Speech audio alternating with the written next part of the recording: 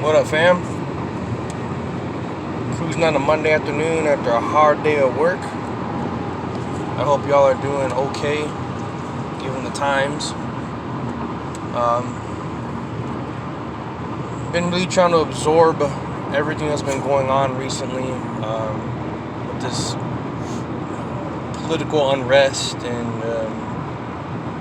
with shifting tensions, and we got a lot of things between COVID and the case between social injustices, minorities, and it's a lot to take in. Really surprised at a lot of people's reactions on my Facebook page and in person.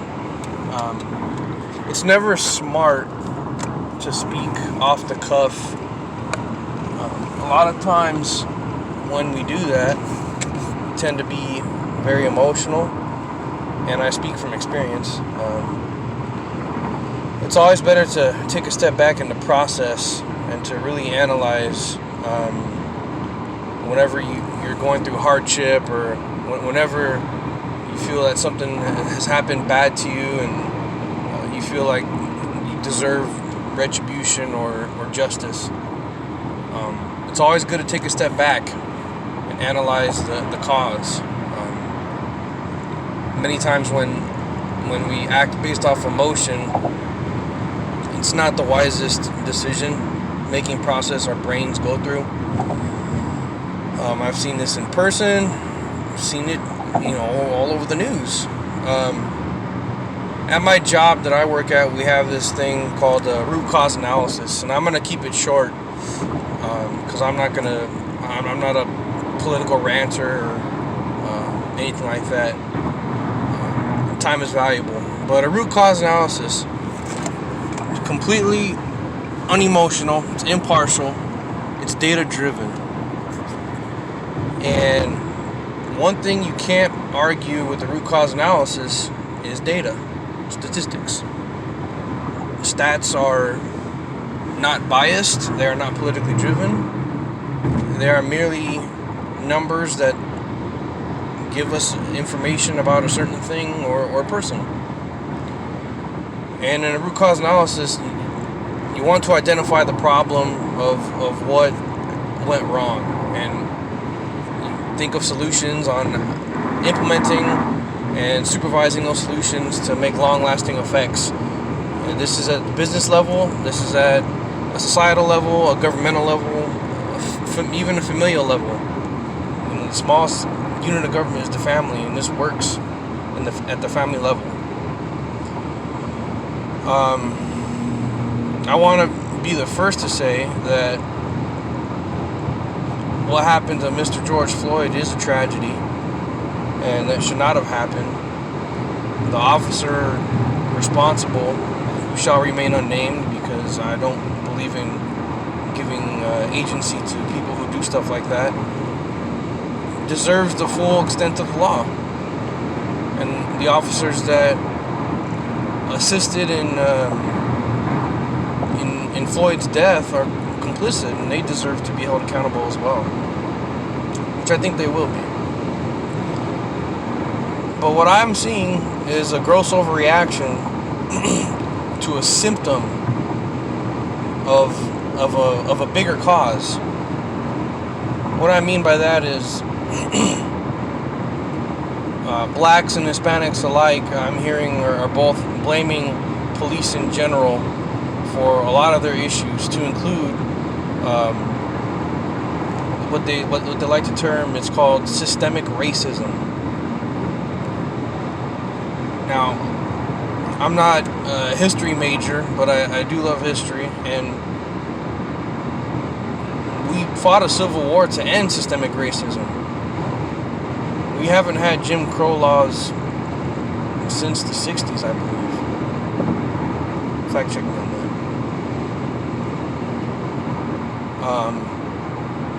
There's no such thing as systemic racism in the United States of America. You want to go to other countries, especially the continent of Africa, the Middle East, where they actually commit genocide, have committed genocide in the past, documented genocide.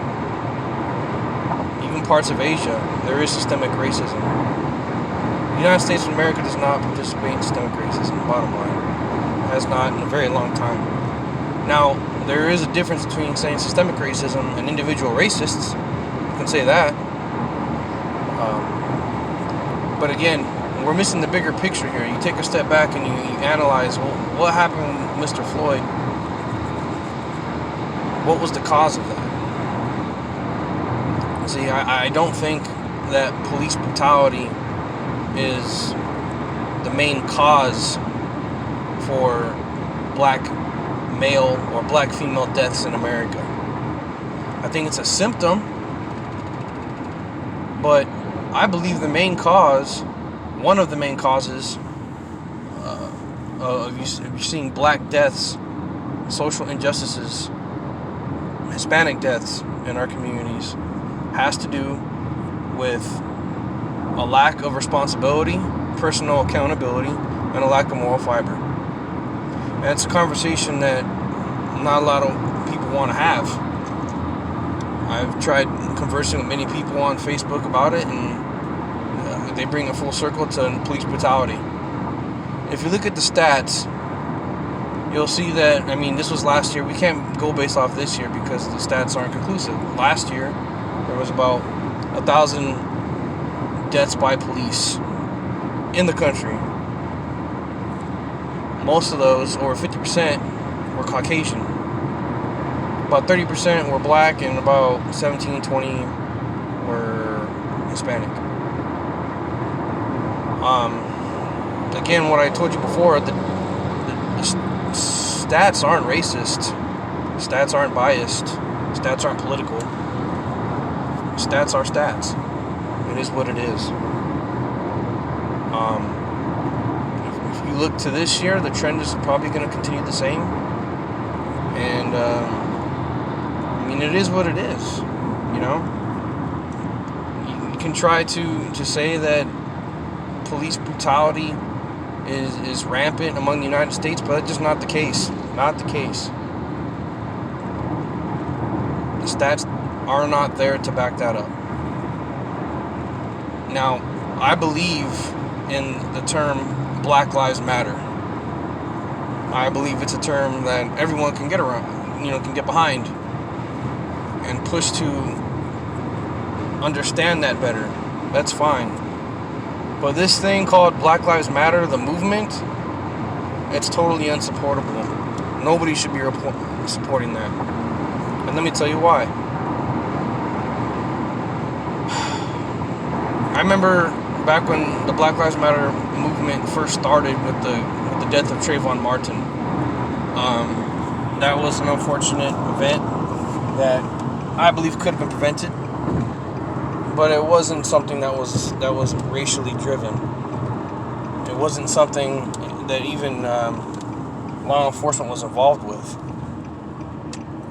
You continue along with the killing of Mike Brown, and the BLM movement en masse was calling for people to riot in the streets. You had Congress members talking about crazy ideologies that were just, it was out there. And in my opinion, Mike Brown was not the innocent party in that unfortunate event. Should not have gone down that way, obviously, but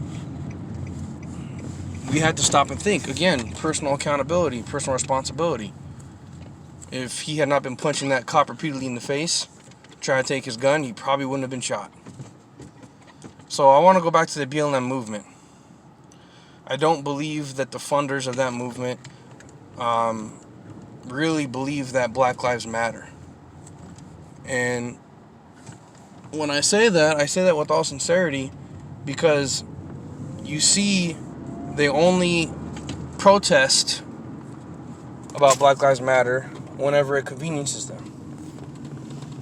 Where are the Black Lives Matter supporters at the Planned Parenthoods? Where are the Black Lives Matter supporters in the inner cities? Where are the Black Lives Matter supporters, advocating for mother and father household? I mean, again, the stats speak for themselves. There's a lot more black on black crime in the inner city violence in this country, than there are police deaths by police. The numbers aren't even close. People point to Chicago as being the crime capital of the world, the murder capital of the world, but Chicago's not even one of the worst. You got, I think, St. Louis at the top, St. Louis, Missouri. I think it's 10 murders per 100,000 people in that city. You got cities like New Orleans, Memphis, Baltimore. I live close to a city called San Bernardino. That's one of the dangerous cities to live in the country. And the majority of people that live there are minorities. So where are the Black Lives Matter supporters, protesting violence within the inner city? Violence that's committed by minorities for the most part. If Black Lives Matter to these people, why are they not protesting abortions, the leading cause of death among minorities in the country? So when you say Black Lives Matter, and then I see you saying that also women's lives matter, the right to abortion matters, you're essentially contradicting yourself, and you're saying, well, the woman's right to choose is more important than a black life. Just think about that for a minute. Does that make sense to you? So black lives really don't matter. I mean, I believe all black lives matter. I would never support the killing of a baby in the womb, regardless of the color. Neither should you. But again, I see a lot of people that, this is common. They contradict themselves. The right to choose, pro-choice, is more important than a black life. And then there are other people who say, okay, we believe in protest, fine, but don't trash your community. This is all over the country. This is not an isolated event. There are people all over the country that are blocking freeways, looting grocery stores, destroying their communities because of what happened to Mr. Floyd. This is counterintuitive to Black Lives Matter. And I have shared different testimonials on my Facebook page alone of black people speaking out about how their own people are the ones destroying their businesses. So, do black lives really matter? The answer is yes, but actions will always be louder than words. You can't say Black Lives Matter and then go on a riot, go on a looting spree, block traffic on a freeway, and expect people to take you seriously. That's totally hypocritical. So, again, do Black lives really matter? You have to ask yourself that question and really think about what you're standing for when you support the BLM movement. Talking about defunding the police on a wide scale. How is that going to work? As a former law enforcement officer, military police, I was actually just recently denied an ammo application in California. Never committed a felony. I already lawfully own 3 firearms. Don't have any outstanding warrants. They are making it harder for you to purchase firearms and ammunition here in the state of California. So that goes along with the agenda of gun control. You add that to the fact that they're trying to defund the police on a wide scale, or at least considering it, that should alarm you. How are we supposed to protect ourselves as citizens? We have no police.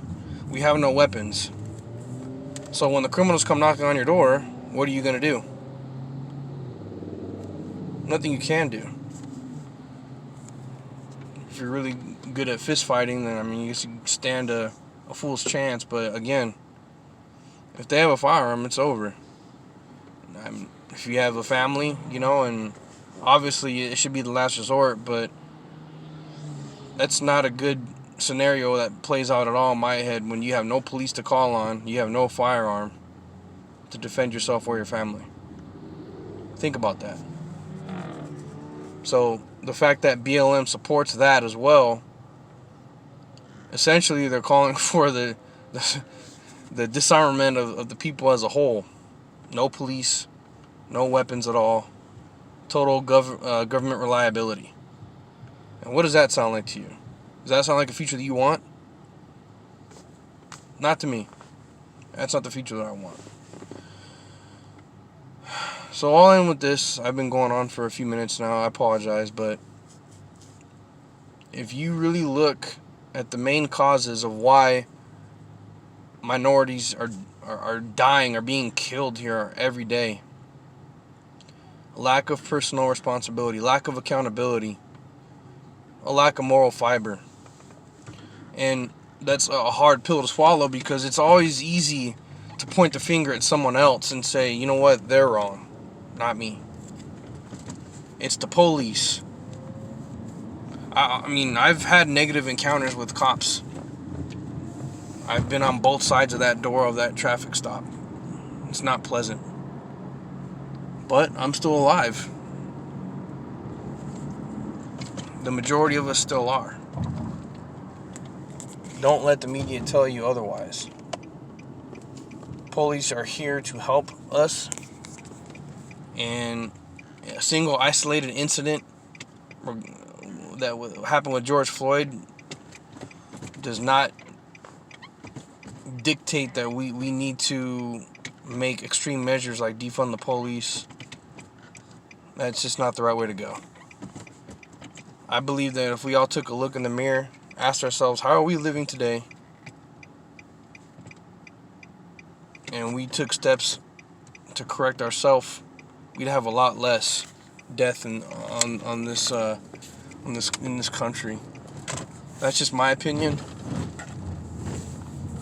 Again, I've been in both positive and negative encounters with the police. I've been on both sides of the traffic stop as a minority.